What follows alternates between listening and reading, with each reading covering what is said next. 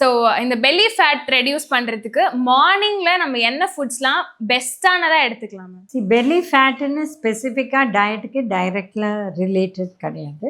General weight ரிடக்ஷனுக்கு என்னவோ அதுதான் பெல்லி ஃபேட்டுக்கும். Total fat reduction in the body.